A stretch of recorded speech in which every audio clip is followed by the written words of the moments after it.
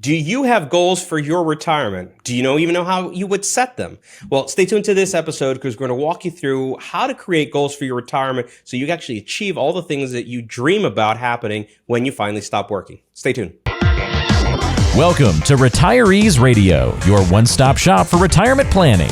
Tune in and get ready to take control of your retirement future. Welcome into Retirees Radio. This episode, unlocking your retirement potential, goal-setting strategies. We will go through those, as always, with Victor Medina, certified financial planner, certified elder law attorney, and a retirement income certified professional. Victor, how are you? I'm doing well, Bal. How are you doing?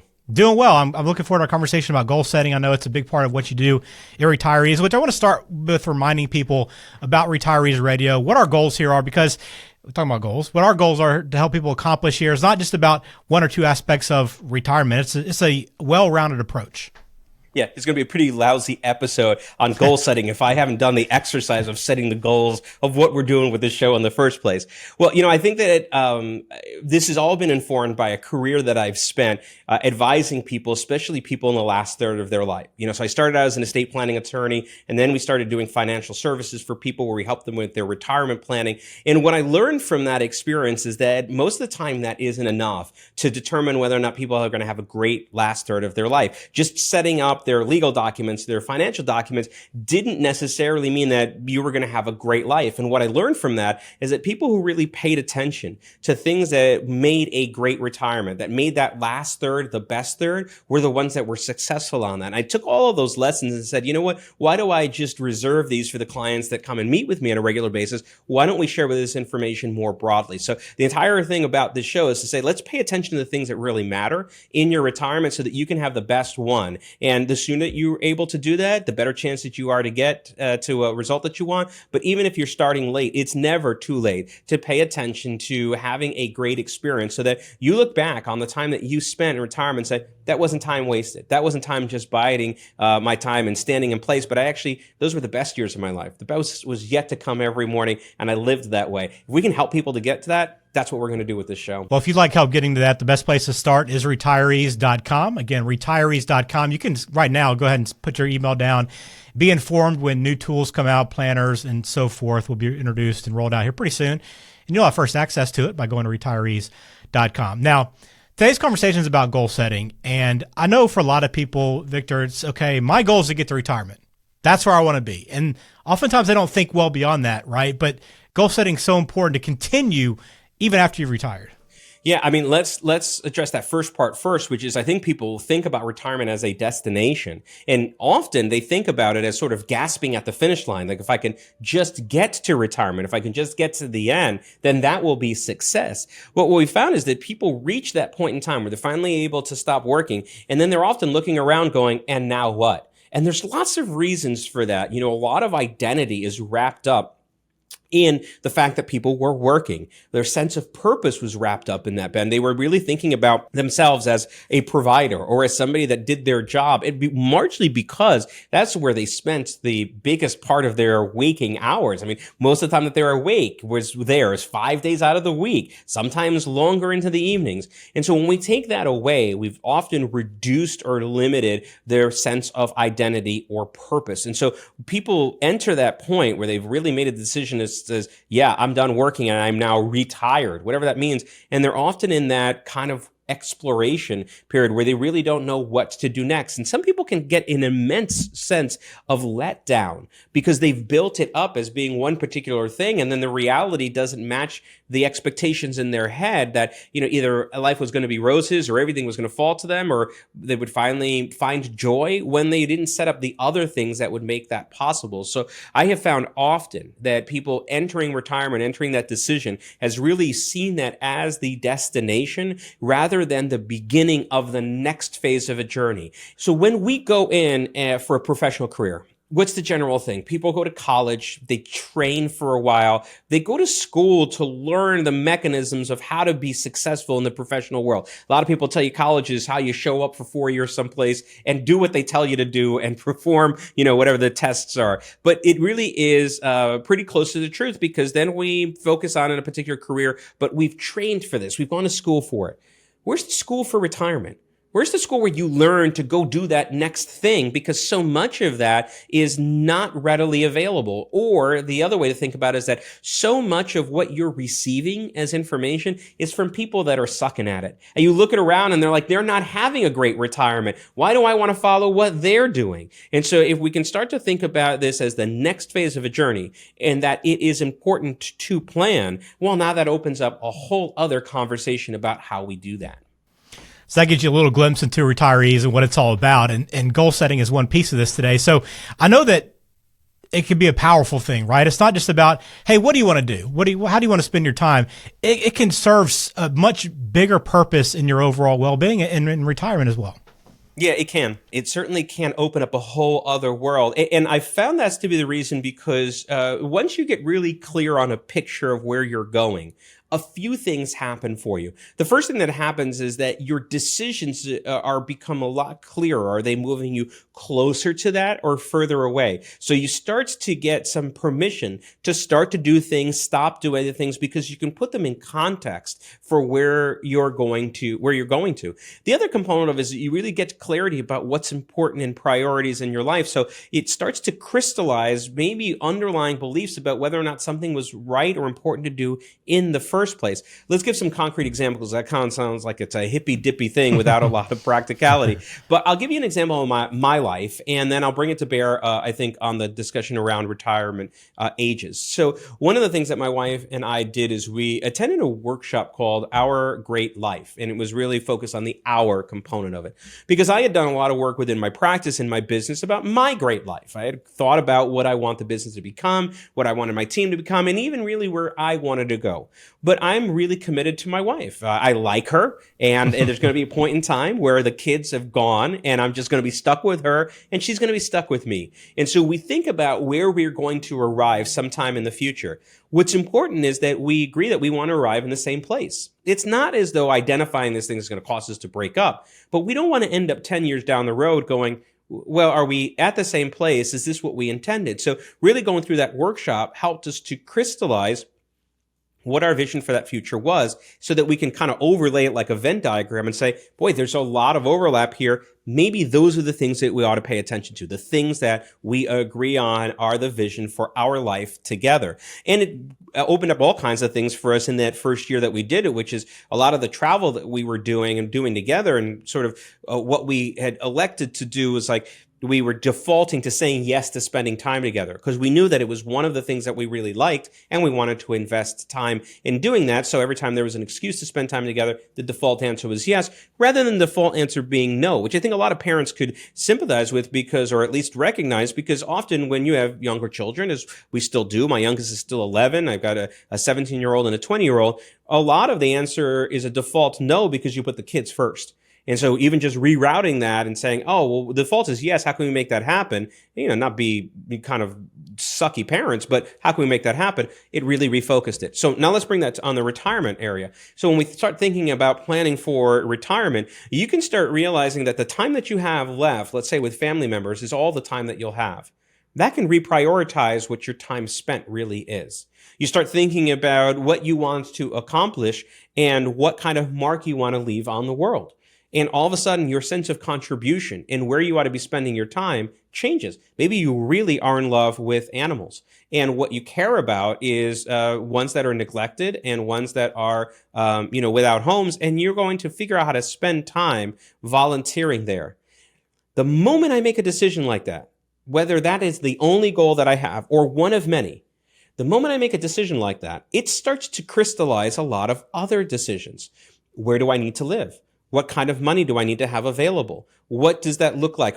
Just think about the ones with the family. Where do I have to have money, let's say, for a separate apartment for one of my children that's got young grandchildren that I want to visit? All of this becomes really crystal clear the moment we have identified that as the destination. Wherever that is, now a lot of other decisions start to become clear. I think that's why it's so important to pay attention to that, because I think the saying is tomorrow will surely come. It's just a matter of where we'll be at that time. And so if we're thinking about that concept with retirement, you may not have a ton of tomorrows. You've got at least one coming, but you may not have all of them that you had before you retired. How will you spend those tomorrows? One of my favorite phrases that we drink from the fountain of time and health as though it never will run dry. And I think that it's never more true than when people think about their engagement in retirement is that they take their health for granted. They take the time that they have for granted. And really we want to think about is if we weren't going to take it for granted, if we were going to add it up on a ledger. We know about this with our money, Ben. Like if you told me how much money I have the account that's there. I've got the checks that I'm writing. I know how much I'm deducting from that, but we never have a ledger of our time and how we're spending it. If I created that ledger for you and I had you look at that and say, when you're writing a check for time, do you know that we're making a little deduction from that? Is that the right place to spend that check? All of a sudden, when we start to think about it in those terms, it really underlines why it's so important to think about planning and going into retirement deliberately than kind of just letting it happen to you. Yeah, when you lay it out like that, it definitely makes you think a lot deeper and more critically about how you're spending your time. I know you talk all the time about looking where you want to be and then working backwards, right? And I'm guessing this can be an exciting time for some. Hey, this is an opportunity to really look forward and plan things out. And on the other hand, for some others, it might be, this seems like it's too much. I don't know where I want to be. I don't know where I want to go. So how do you kind of help assist in those opportunity and challenging stages of this process? You're so right. It can be very challenging for people. I think sometimes when people think, oh boy, you're asking me where I want to be in 10 years. And sometimes the answers scare me a little bit. Sometimes I feel like it's such a white piece of paper that's blank that I don't even know how to begin to fill it. But there are other people that just dive in because they've really had a great idea and really are happy to be asked for it. I think the people that are facing a challenge with it can be broken down into two camps. The first one is the camp of people that are headed down a road, and the vision of staying down that road is actually a little alarming to them, because they can visualize that destination and they can know that they don't want to be there. And sometimes that makes them stop the exercise. So the first thing we like to do is give them permission to know that just identifying that doesn't mean a commitment to going down that area. There's nothing in here that is going to be poured over with concrete and that you are committed to doing forever. We really think about this as an empowering exercise where when we start to think about planning this stuff out, identifying it is just one of the steps. You're not committed to doing that. If you want to change it, this is all written in pencil, my friend. You can erase this anytime you want, start something over. This is your life. But we really think that you're better actually writing something down than not. So, if you're identifying yourself going down a path that you don't love, you're never going to be closer to getting to that green line of a great life that you want than you are today. So how long are you going to wait before we jump that line and get on the green line? Because if you're on a red line down and you know that's in there, this is the closest we're going to be. So I really try to be playful with them and get them identify that inaction is never a plan that worked for anybody. So maybe we want to start to shift to that. The other camp of people are a different or more interesting sort. Ben, from my experience, they're people that are worried about writing something down, meaning that they can't do something else. So it means that if I'm deciding something, I am deciding against something else.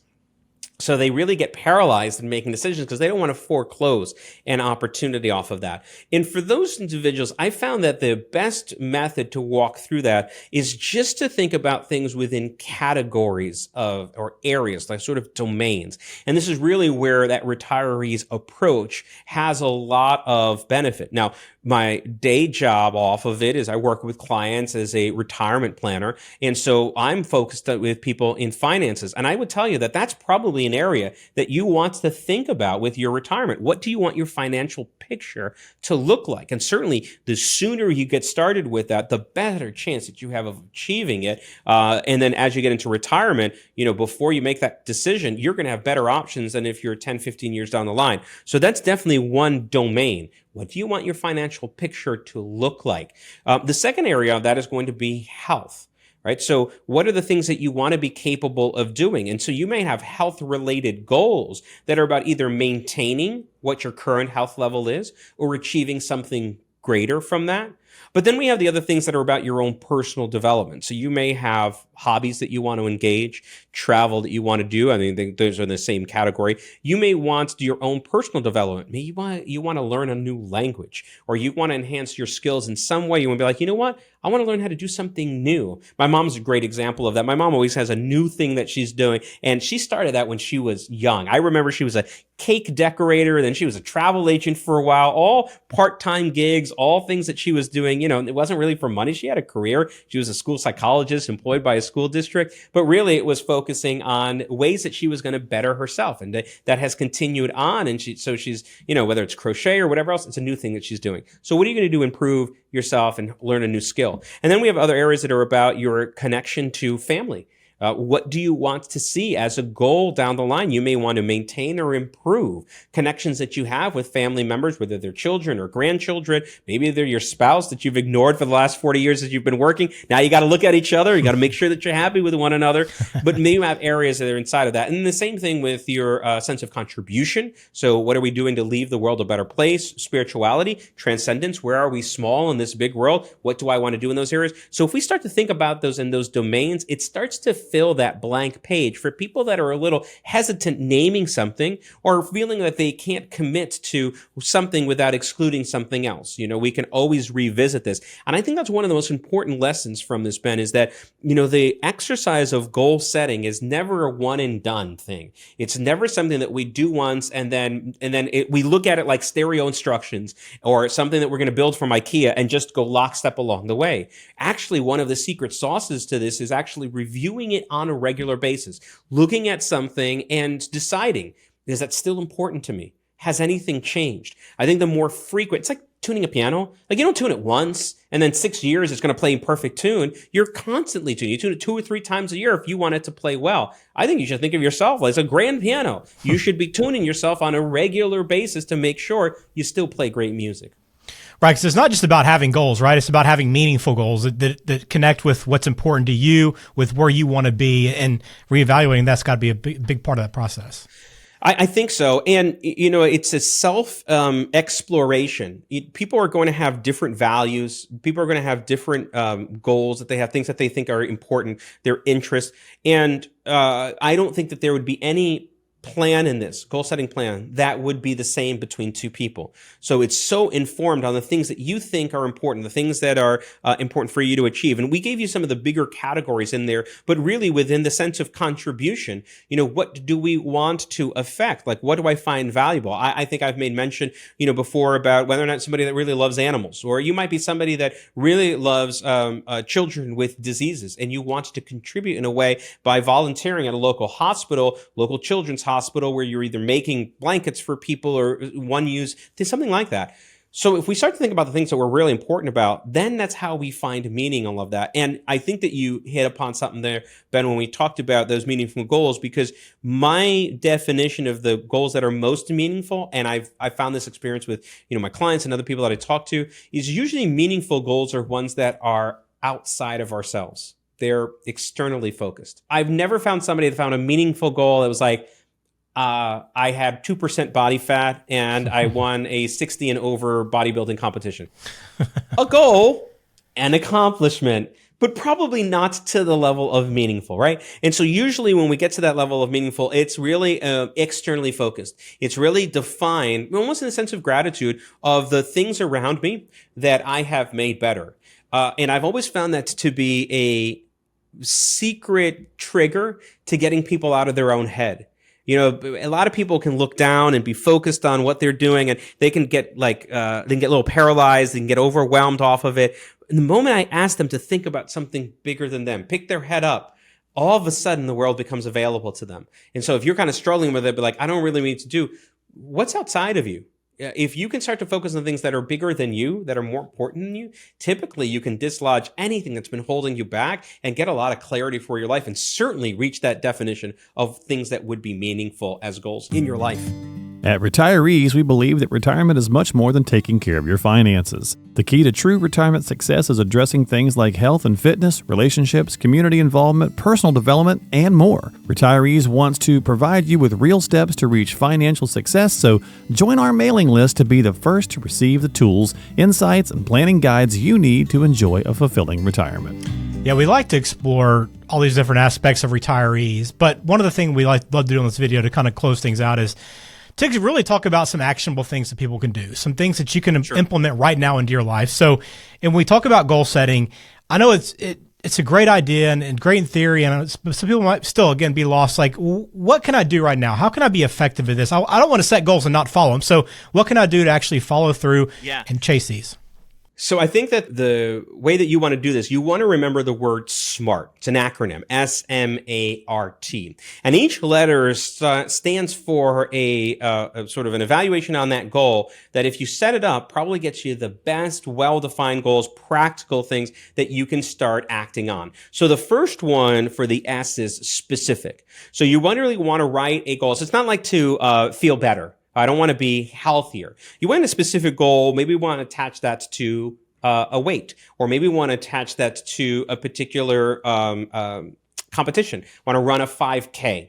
But it's not even so much in there, because the M in there is that it's measurable, right? So I want to run a 5K under 22 minutes. I want something that has an objective measure off of that, because I want to know what success looks like or achievement looks like. I want to know if I've won. I want to know what winning looks like. So I want it measurable. So specific, measurable. The A is achievable. And what you might think about that is be realistic. Now, I kind of like hesitate with the word realistic, because I want people to have great goals. I want them to be things that are, things that drive them, that might be bigger. I don't want realistic or achievable to be a small-minded thing, but we do want to make this something that is capable of being done. So if you want to run a 5K under 22 minutes, that may not be capable of being done next month, right? But I may want to do that sometime in the future, and I might put that achievable goal as saying, well, I'm capable of running a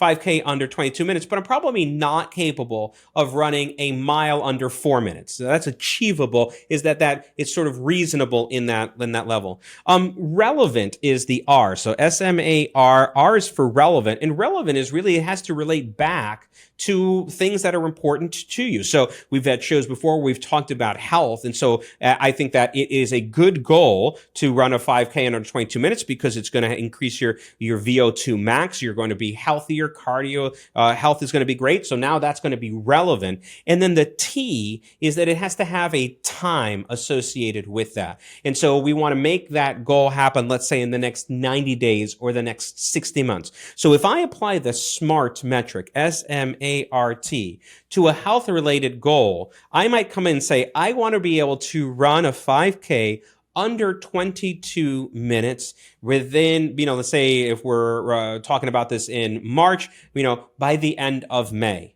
And so the walking through that steps all of a sudden makes a goal where I might have just talked about getting healthier, something that's really practical for people to do. And you can apply this to any goal that's in there. And I would even suggest, by the way, that if you have a goal that is not susceptible to this SMART or SMART rubric of creating it, maybe it's not a great goal. Maybe we need to think a little bit more about that. So I don't know if you've heard about SMART before, but I've always found it to be a really great tool to use, Ben, when we're creating goals, because it starts to line these things up, and all of a sudden we know what those next steps are going to be, which we can talk about in a second too, if you want. Yeah, I definitely want to. And I don't think I've heard SMART before. It makes a lot of sense, and it's kind of easy to follow that way. And again, to me, it's always about making them measurable, right? And having a sense of purpose, because it's easy to say, Victor, I'm going to run a 22-minute 5K. And then you check in with me in the summer. I'm like, it's still a goal of mine. I just haven't got around to it yet. Right. I still got it. I didn't let it go. I love that goal. In fact, thanks for reminding me about it. Yeah, I really exactly. do agree that it's a goal. So how actually do we take the steps that are in there? And so we know, for example, and I always think about the image of kind of crossing a river. You know, you might have a goal of crossing the river, but you don't just jump in the water. Often you're planning your route across, and usually we're breaking that up into smaller steps. You can view the river across and say, it runs faster here, it's deeper there, there are stones to help me over here. And so what we want to do is start to break this into smaller parts, smaller manageable tasks, and starting to think about a system of regular attention to it. So for example, if we were going to continue with this 5K thing, it might really include that I need to work backwards from that. So, you know, I might have a step of actually registering one for May. That's a good way to do it, by the way. We're going to throw the hat over the fence. So you got to climb and get it. So we're going to schedule the 5K at the end of May. But in order to break that down going backwards, we know that we probably have to be ready to run that one, you know, a week or two ahead of time to have that goal. We've got to be pretty close to that 22-minute mark. And then we probably can move ourselves backwards from that to know what our first step here today needs to be. So we want a timeline, let's say from now through the next 90 days.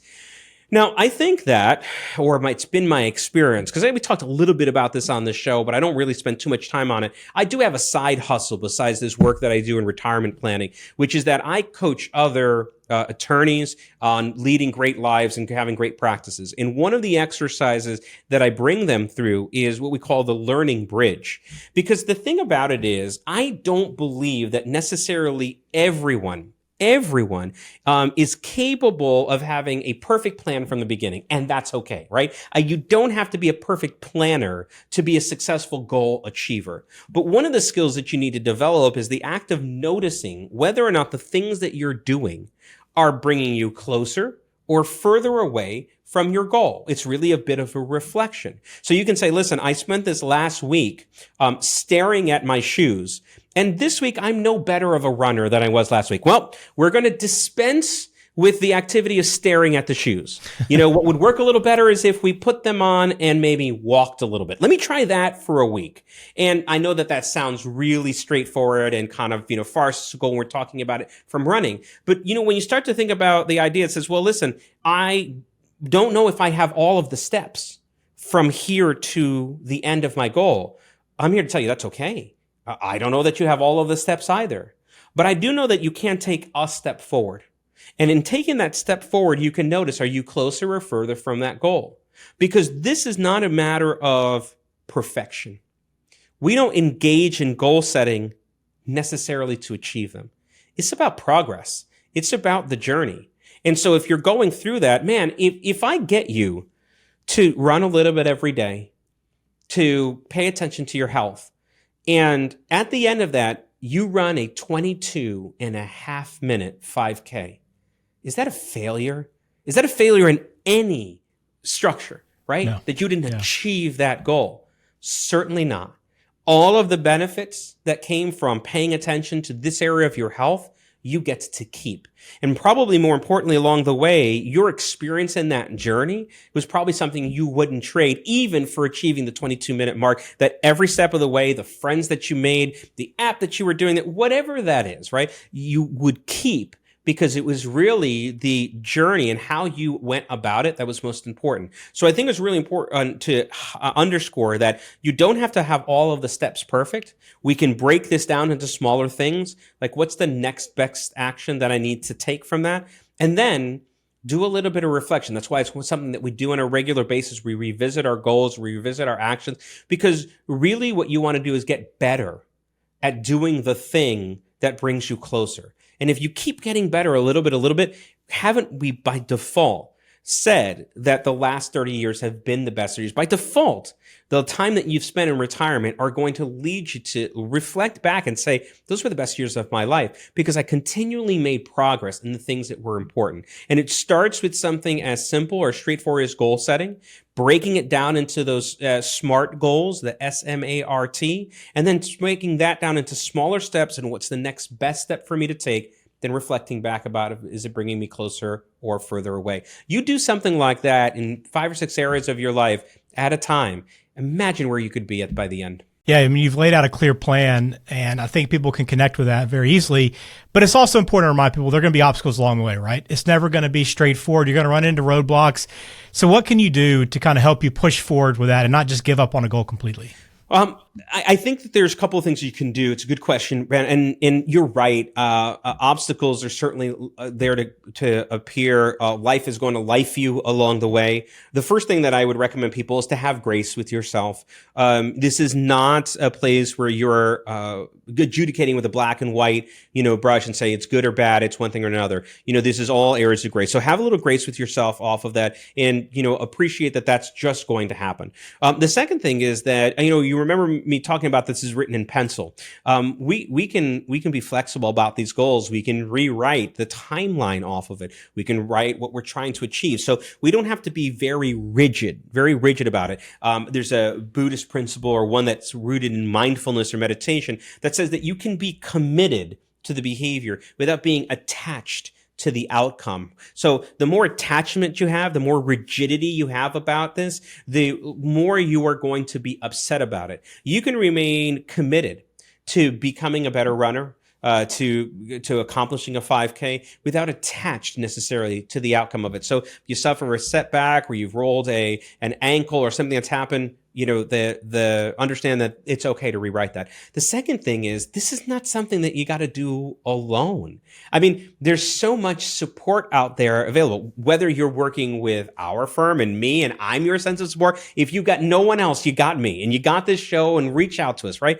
But you can probably find a peer group of people that are trying to accomplish things similar to you. You can find a support group that's in there, not talking about therapy support group, but you can have people that are going to prop you up when you don't have necessarily the willpower on your own. You can borrow some of theirs. So understand that we are tribal in nature as people, as a species. We want to be around a group. There's safety in that. Find the group, find your tribe, and really invest in them, because you know what? The time that they help you up is going to be a deposit, because there's going to be a point in time where you're going to need to help them out, and they're going to make a withdrawal. So you're going to be able to give as much as you've received along the way, and that will be as rewarding as you having accomplished it on your own. You'll be able to celebrate as much their successes as you do your own. So remaining flexible along the way and having grace with yourself, and really doing it with other people, not being alone off of that, are probably two practical tips to kind of living through the obstacles that might present themselves along the way.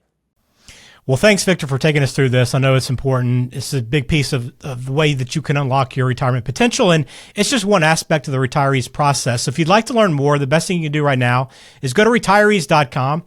Drop in your email. You'll be alerted when there's new tools, planners, other guides that are coming out pretty soon. You'll be the first to get your hands on them. You'll be able to build on these things like goal setting, like health, and other aspects of retirement to help you truly live a complete and fulfilling retirement, which is the goal, and really be able to maximize that last third of your life, make it the best third. So as always, we appreciate your time, Victor, and we'll talk again soon. Catch you soon, Ben. Palante Wealth Advisors are an independent financial services firm that utilizes a variety of investment and insurance products. Medina Law Group is an independent estate planning and elder law firm. Investment advisory services offered through Palante Wealth Advisors, LLC in New Jersey and Pennsylvania, registered investment advisor. Registration does not imply a certain level of skill or training. Investing involves risk, including the potential loss of principal. Any references to protection, safety, or lifetime income generally refer to fixed insurance products, never securities or investments. Insurance guarantees are backed by the financial strength and claims-paying abilities of the issuing carrier. This radio show is intended for informational purposes only. It is not intended to be used as the sole basis for financial decisions, nor should it be construed as advice designed to meet a particular need of an individual situation. Medina Law Group and Palante Wealth Advisors are not permitted to offer, and no statement made during the show shall constitute tax or legal advice. Our firm is not affiliated with or endorsed by the U.S. government or any governmental agency. The information and opinions contained herein provided by third parties have been obtained from sources believed to be reliable, but accuracy and completeness cannot be guaranteed by Medina Law Group and Palante Wealth Advisors.